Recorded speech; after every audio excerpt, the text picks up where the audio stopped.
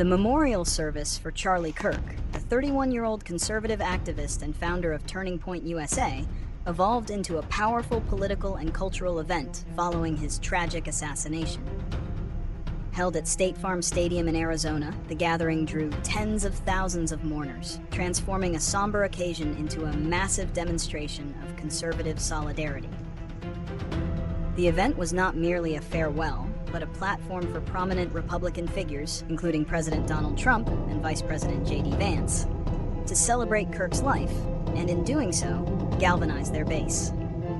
President Trump's address was a central part of the memorial, where he posthumously awarded Kirk the Presidential Medal of Freedom. He hailed Kirk as a great American hero and a martyr for American freedom, crediting him with playing a crucial role in mobilizing young voters for the 2024 election.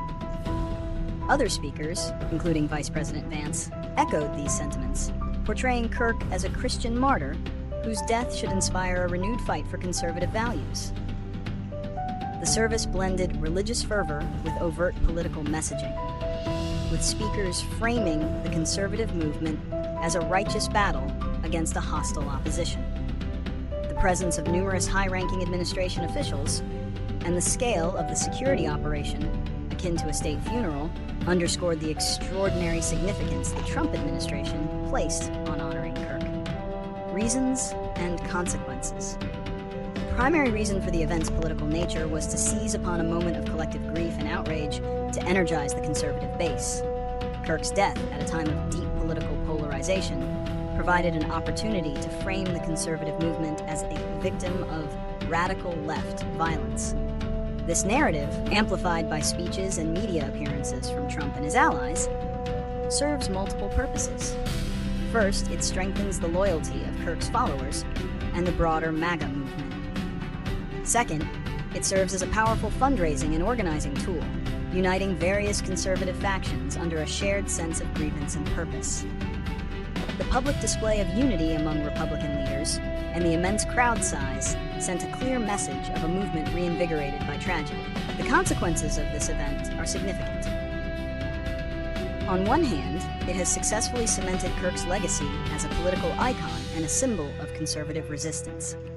His death has become an organizing principle, with activists and leaders vowing to redouble their efforts in his name. This could lead to an even more militant and unified conservative youth movement. On the other hand, the highly politicized nature of the memorial has drawn criticism from opponents who accuse the administration of exploiting a tragedy for political gain. The narrative of martyrdom and the blaming of political opponents risk further exacerbating the country's deep divisions, fostering an environment where political discourse becomes even more confrontational and emotionally charged. The event also highlights the increasing trend of political rallies blurring the lines with religious services, suggesting a deeper ideological fusion between conservative politics and Christian faith. Predictions and solutions. Looking ahead, the momentum from the memorial service is likely to fuel the conservative movement's future direction. We can predict several outcomes. First, Turning Point USA and similar youth-focused conservative groups will likely see a surge in membership, donations, and influence.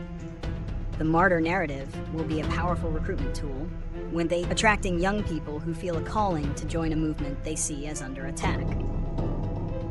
Second, the themes of faith, family, and freedom will be even more central to conservative political messaging. We may see a greater emphasis on Christian nationalism and a more aggressive stance on cultural issues. Finally, the rhetoric of political violence and the demonization of opponents, which was a notable part of the memorial speeches, could become more common in mainstream conservative discourse. To mitigate the negative consequences of this escalating political rhetoric, several solutions could be considered.